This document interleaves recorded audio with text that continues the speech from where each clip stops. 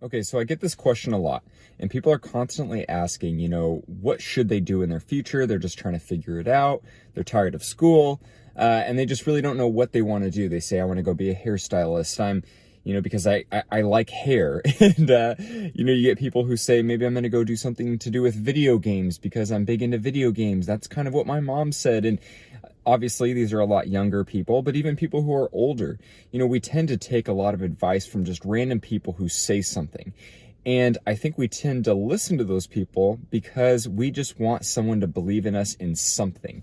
And when you don't have an idea, you kind of fall victim to what other people have and, have to suggest to you and what their idea is. And you really want to take some time to think about, okay, what's the ideal life I want to live?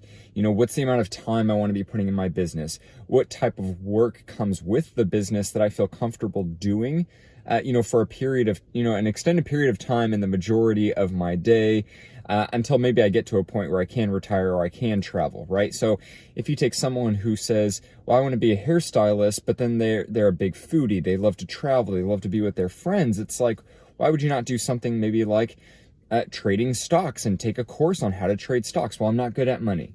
Well, that I understand you're not, I'm not good at numbers. Well, I know you're not good at numbers, and that's okay that you're not good at numbers, but that doesn't mean you're not good at trading stock and you're not good at reading charts. It doesn't mean it's not something you can't learn and figure out. And I'm just throwing that out there as something. I don't trade any stocks, but you need to start evaluating the business or the career path you're going to choose based on how you really want to live your life. And I think you're going to live a more full and happy life and have more options in your life when you choose to do that.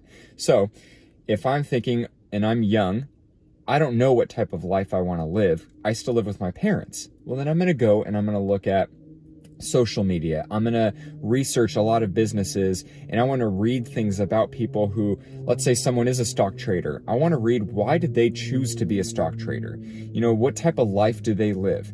Someone starts a restaurant. Okay, well, why did they choose to start a restaurant? And read about it. I met someone recently, or heard about them farming caviar. So they have a sturgeon farm and they farm caviar and sell it. And in my mind, I thought, how cool is that? I could have this big property with my nice house and a giant pond that looks beautiful, and I'll just farm the caviar that the sturgeon lay in my pond. I immediately looked it up, and that's the opposite of what you do to get sturgeon and to get high quality caviar. And I thought, okay, never mind. You have to put in a lot more work, a lot more of an investment, but at least I'll do the research to find out, okay, what does it take to do that? What's the income potential? And then what could change in my life with that income potential? So if I'm looking at something and I say, well, I want to be a hairstylist. Well, let's look at how much they work. How often are they doing it? What's the income, right? What are the options?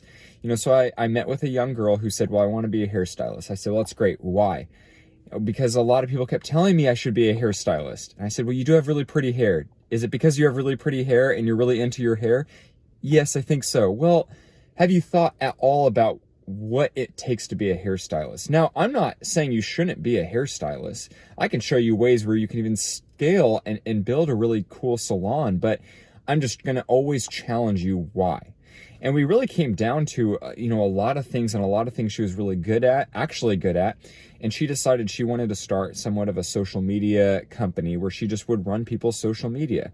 It wasn't an hourly paid job. It was just a set fee per month. And she would sit in a coffee shop or at a bar or wherever, and her friends would come and join her, and she would sit there and just monitor people's social media, edit some videos, edit some posts, post them for them, add the tags and the comments, and it was pretty automated, and it was something she could do and make a good amount of money, still socialize with all of her friends because she got to hear, what are the trends with whatever is going on. And it was just it was a better fit for her, right? But she took the time to imagine, like, what is the life I want to live? What's the work life I want to have? What are the results I want to have? Okay, now what profession, what industry matches that? And that's really what you have to do.